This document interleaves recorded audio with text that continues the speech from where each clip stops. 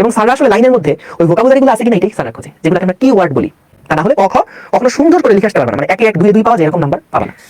দেখা যায় যখন আমি বুঝছি জিনিসটা পুরা কনসেপ্ট ক্লিয়ার, কিন্তু যখন ওইটাই আমি খাতায় লিখতে যাচ্ছি খালি মনে হয় যে সঠিক শব্দটা পাচ্ছি না, মনে হয় যে আমি বুঝতেছি কিন্তু খাতায় লিখতে পারছি না, এইরকম একটা প্রবলেম হয়। সো এই প্রবলেমটা হয় বই না পড়ার কারণে, বই রিডিং না পড়ার কারণে। তাহলে বই রিডিং পড়তে হবে। এখন ভাই বই তো পুরা লাইন বাই লাইন এখন রিডিং পড়ার মতন সময় কম, তাহলে কি করব? তুমি দেখবা যে ক খ প্রশ্নগুলো আসে, সেই ক খ টাইপের প্রশ্নগুলো যেগুলো আসে সেগুলো সম্পর্কে তো একটা আইডিয়া থাকবে।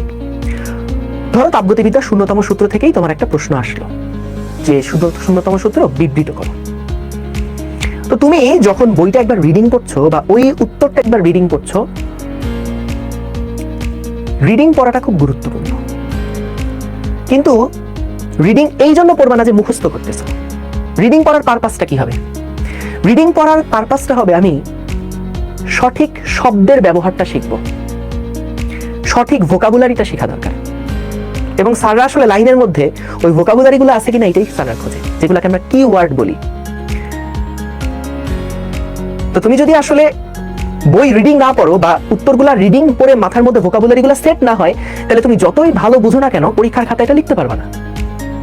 সো পরীক্ষার খাতায় সুন্দর করে লেখার জন্য, ভাষাগুলো একটু সুন্দর হওয়ার জন্য বই রিডিং পড়ো বা প্রশ্নের উত্তরগুলো রিডিং পড়ো, একটু রিডিং করার অভ্যাসটা বাড়াতে হবে কিন্তু। তা না হলে ক খ কখনো সুন্দর করে লিখে আসতে পারবে না, মানে 1 1 2 2 পাওয়া যায় এরকম নাম্বার পাবে না। যেটা পাওয়ার জন্য কি করতে হবে? আগে থিমটা বুঝতে হবে। থিম না বুঝলে তুমি আসলে ঠিকভাবে লিখে আসতে পারবে না। আগে থিমটা বুঝতে হবে, থিমটা কি। থিমটা বুঝছি, এরপরে আমি নিজের ভাষায় লেখার চেষ্টা করব বা বলার চেষ্টা করবো। যখন প্র্যাকটিস করছি বলার চেষ্টা করবো। সো তখন বলার সময় দেখবা যে না তুমি আসলে বুঝতেছো কিন্তু সঠিক শব্দ খুঁজে পাচ্ছ না, ওই সময় গিয়ে রিডিংটা পড়বা। সো যখন রিডিং পড়বা ওই সময় দেখবা তোমার যেই ওয়ার্ডটা মিসিং ছিল সেই ওয়ার্ডটা তুমি পেয়ে গেছো। সো ওই ওয়ার্ডটা তখন আসলে পড়তে পড়তে পড়তে পড়তে মাথার মধ্যে ওয়ার্ড সেট হয়ে গেলে তখন দেখবা নিজের ভাষায় লেখাটাও বইয়ের মতন হচ্ছে। বুঝতে পারছো? সো ক খ যখন পড়তেছো তখন কিন্তু ঠাটা মুখস্থ করা যাবে না, এটা মুখস্থ করে শেষ করতে পারবে না। জিনিসটাকে বুঝতে হবে, এরপর রিডিংটা পড়তে হবে সঠিক শব্দ শেখার জন্য। শব্দগুলো জানি, এরপরে নিজের ভাষায় লেখো।